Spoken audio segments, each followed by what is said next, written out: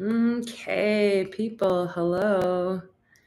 Welcome to the channel. My name's Fola. So to those of you new, welcome. To those of you coming back, welcome again.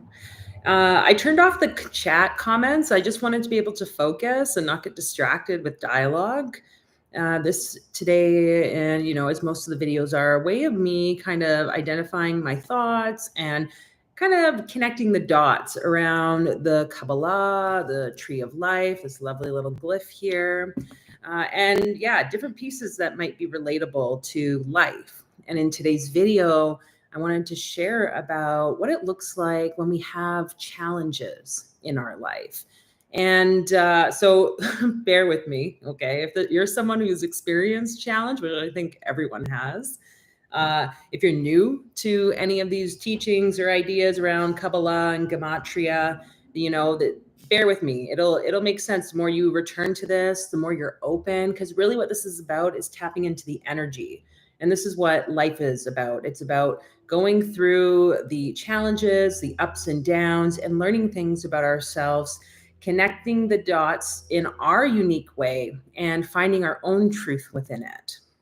So what happened, I was been working on the book, going through reading things and trying to understand what I need to understand, when I came across this word.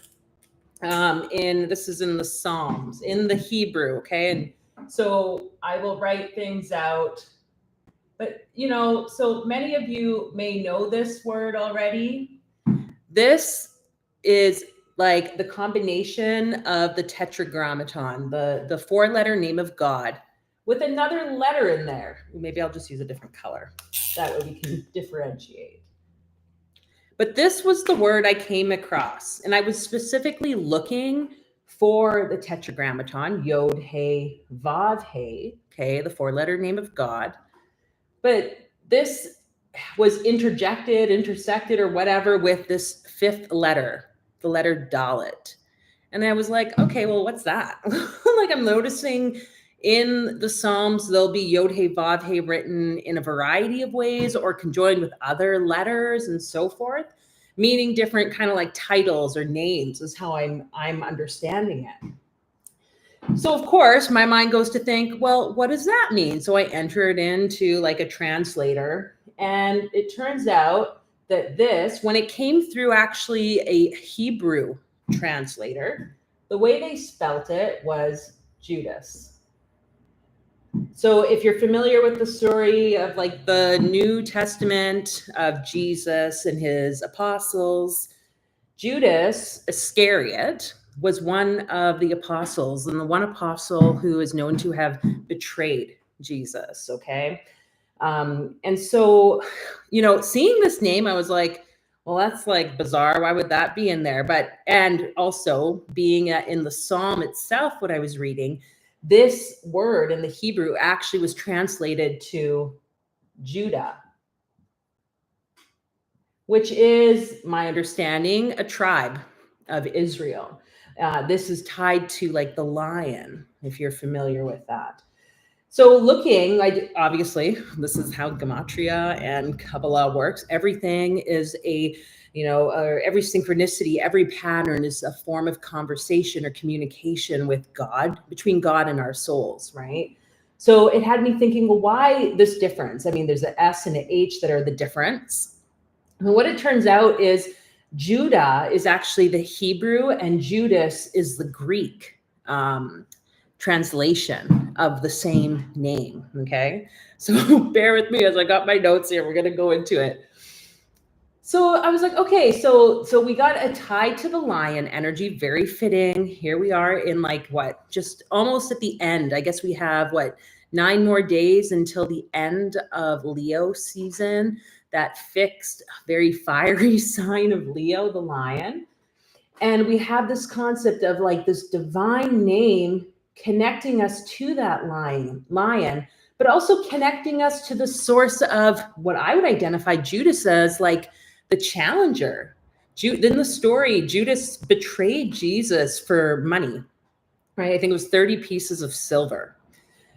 which, I mean, I don't know what that would have converted to, but, to think about giving someone's life or freedom up for some money, he must have been maybe a little desperate, but also noting that he had a role, right? Judas had a role. And if we think about this concept of Judah, this concept even of what the lion is, okay, it ties to one other story in the Old Testament, if you're familiar with it, and that's the story of Daniel in the lion's den. And I think it's like actually in the book of Daniel. If you want to go and read that, you can, obviously. My understanding, recalling those Bible stories from a long time ago as a youth, Daniel was a revered part of the royal council. He had a pretty important role.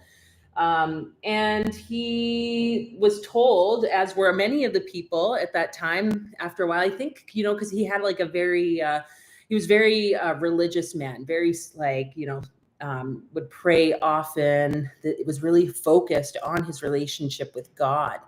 And these other jealous counselors and people in the government or the court, they didn't like Daniel. There was jealousy. I believe this was in Babylon too. Don't quote me on that though. And so what they did is they went behind, they were like, okay, to the king, if you know what, you need to make a new rule that anyone that's seen praying or doing certain things, they will get in trouble, executed. And Daniel, I think, was quite close to the king, but so here Daniel was between these rules, this new legislation saying, don't do the thing you feel the most called to and worship your God, because I think you could only worship the king at that point. But Daniel kept doing what he was doing. And then he got found out by, obviously, and he was put into the lion's den, and the king didn't want to. The king felt very torn, oh my gosh, now I've made this rule and I have to follow through with it. And I love Daniel, but yo, dude, you should have listened. And so Daniel gets put into the pit overnight, and Daniel's in this lion's pit, and he calls and prays, and the angels, I think one angel maybe, comes and protects him. The next morning, the king comes running and wants to check, are you still alive? And Daniel was fine. And then a decree came out that everyone should worship Daniel's God, is my understanding. I could be off about that. I'm not a priest. So anyway, so this idea of the lion, of this very, I want to say a very humble and connected, faithful follower or supporter, lover of God, was given these challenges, the challenge of the lion. And, we've talked about Job and the story of Job facing the adversity, etc. But we kind of just wonder, why do these things happen? And how come these two are tied? How come, there's such negativity about Judas even? I mean, it's not ideal to kill someone, obviously. And yet it's Jesus, that night Jesus was betrayed, received the kiss, and knew what was happening. It's Jesus understood the path of what challenges look like or need to be. Right? There's something about this. And what I think this all leads to is exactly what this letter, Dalet, represents.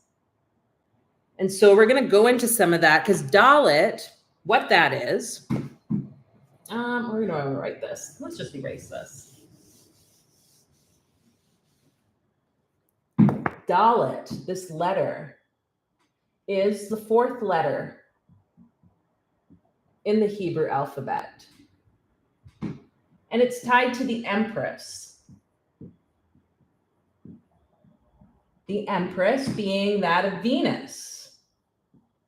Okay, so we have this beautification, you could tie this also to the concept of Netzach, that kind of beauty and artsy kind of aspect. But this letter Dalet means the door or door. Okay. So when you see this letter, just like Hey, the letter Hey is a window, we have Dalet being this doorway. And what does it mean to walk through a doorway? We just went through the Lion's Gate portal on the 8th. 8 was kind of the peak of it, apparently. When we walk through a door, when we walk into something, there's an opportunity to perceive something else, right? There's an opportunity to enter into a new way of being, a new life path, whatever. Like the options are unlimited. But also, when I think of Dalit, because of Venus, I associate this very much to that morning star, which would be identified as Lucifer. Again, we have all these ties to that concept of Judas being this sort of, I want to say like the adversary, right? The adversary, the aspect that is like the counter that we have to face, that leads to what the morning star is, what the brightest star, Venus, is that part of like illumination before the sun rises. Okay. So Judas, I mean, I could even go like this if I wanted. Lion, Judah. It's all the same. It's all the same thing if we're looking at it in this way. Okay. So this is how my mind works, folks. Bear with me. And, you know, we got to get into the gematria too, because that's important. Gematria is like the numerical value of letters. And like, so A or Aleph is 1, Bet or B is 2, and so forth. And we would continue. And so we can enter in the numerical value and actually get a bigger number, like a sum of the whole word. And then look that up in our lovely Kabbalistic encyclopedia or whatever form you might have. So we have Yod, which is 10. We have Hey, which is 5. Vav, which is 6. Dalit, which is 4, I believe. And 5 again. We're getting there. So that means if we were to add these numbers all together, we get 30. Okay. So right here we see that this Judas or Judah is 30. And that's the gematria for that. And so what is 30? 30 has a few different representations. Hopefully you can still read what I'm writing here. If we look in the encyclopedia, we get the path number 30, which is tied to the letter Resh, which is the sun symbol. Okay. And I will show you on here, Hod to Yesod. This path here from Hod to Yesod, this path between, this is the letter Resh. Okay.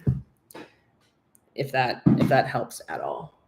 We also have 30 being the letter Lamed, okay, which like Lamed itself has the gematria value of 30. And my understanding with Lamed is kind of like the in-between letter. I mean, it's tied to Libra too, so it's got a bit of this like balancing energy. And there's something here about that. Another word that is equal to 30 is the word, I'm gonna have to read what I wrote here. Yeheye. Yeheye. I don't speak Hebrew, guys. I'm just trying my best. But Yod Hey, Yod Hey. And this means it shall be. Which comes from the Genesis 1:29, I think is maybe the first place it's written, or it's like a main kind of statement. It shall be. It's almost like, you know, when we do ritual or practice a ceremony or even say a prayer, at the end you say like, so it is, right? It shall be, it'll be. This is like a declaration of the existence of something. It's also interesting because this is Yah, YH is like Yah twice. It's like a double God, I want to say like double fortified kind of energy. Okay. And so with all this stuff, you know, I'm going to tie a few more things in here because you know, if we think about the story of Jesus, if we think about the story of Daniel and the lion's den, you know, Job, whatever it is, you might even be reflecting on your own life at this point. Like, what are the challenges that have been showing up for you. And it's almost like God being like, it's going to be what it's going to be. Like, this is their reasons for why challenges happen in life. And, sometimes that can be more easily received, especially when you've gone through like very traumatic incidences, various challenges, even where your like safety, like physical safety, et cetera, has been like in question. It can be easier to just be like, okay, well, this is God's plan, right? And kind of like fluff it off. I'm not saying it all to become passive within this experience, but what I think this truly is about the transcendence. It's like walking through this doorway, walking with God through the doorway to begin to see something new. Because again, hay is the window, right? It's like you've walked through and gone through the challenges of the nail, vav, like, the piercing onto the cross, however that might be perceived.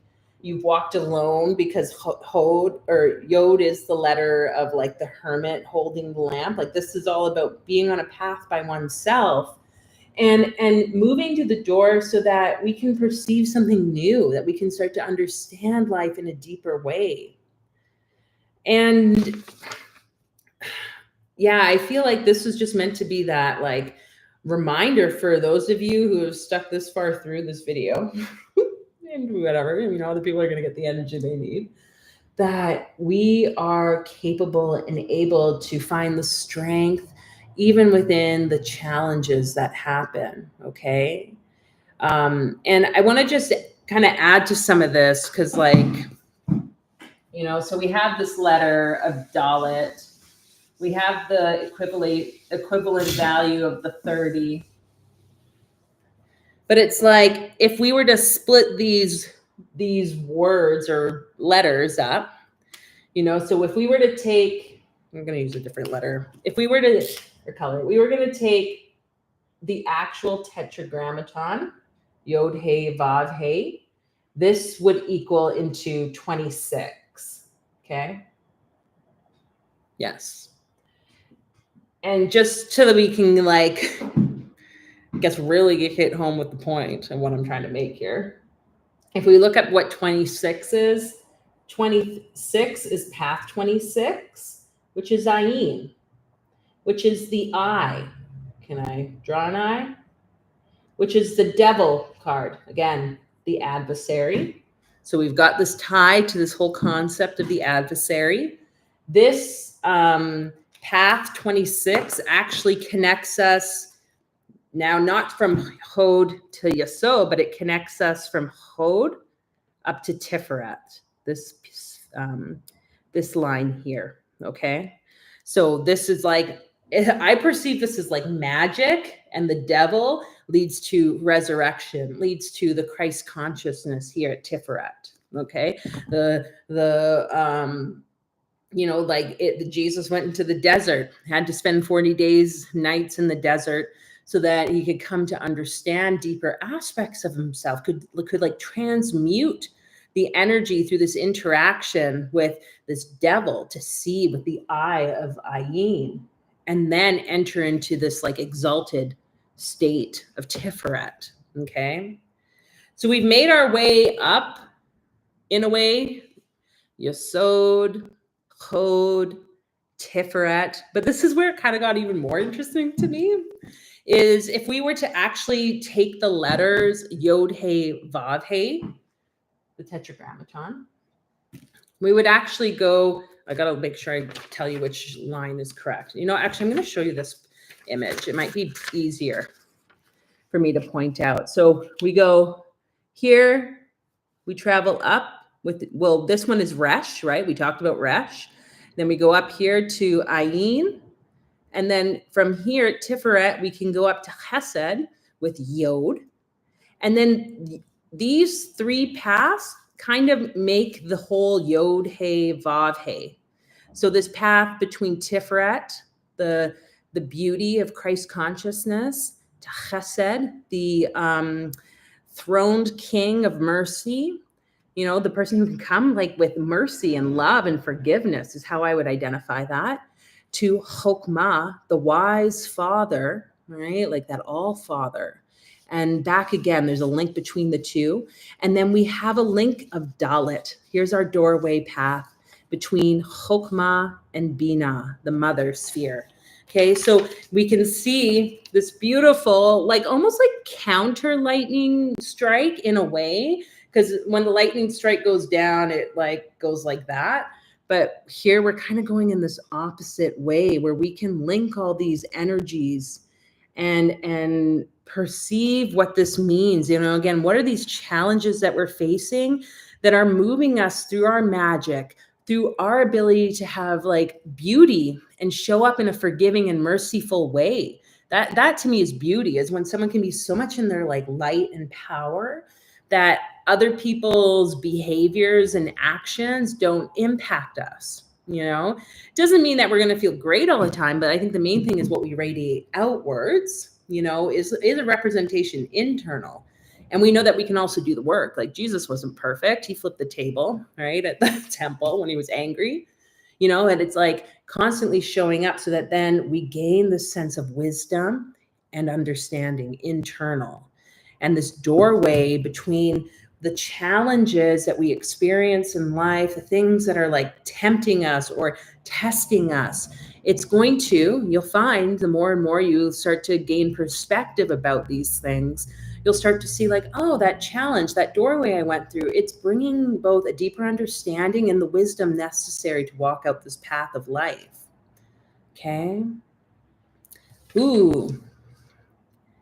So whatever your challenges are, whatever your devils are, you know, your Judas Iscariot or lions that you're facing, especially during this like Leo season, I really just want to invite you to tune in to what feels true for you.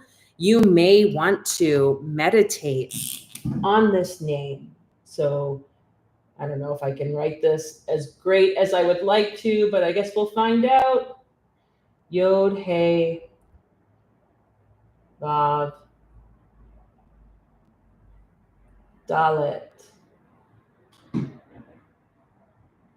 Hey. Oh, this one's a little bit off here. So again, this is Judas, Yehuda, I believe it is how you could pronounce it, Yehuda. You can meditate on that, write it out, draw it, scan the letters from right to left, because this is how we read it. And maybe even imagining that lion energy, that fiery, like bright energy, fierce energy piercing through you and moving you in the direction through any doors, that challenges that you might be facing right now. And all of this is going to be like very supportive, I feel, as we come to the end of this lion season. And as we also come to the end of this strength year, 2024. So I feel like that's all I have to say about it. I hope that made way more sense than maybe I think it did. And let me know in the comments. I think there'll be comments available after this live stream is done. Where does this sit for you? You know, what challenges are you facing? And of course, you know, this is a place for community and support. So if there's more that you feel you need, speak it, name it, and people will show up for you, you know? Yeah, I hope you all have a lovely day, and until the next time.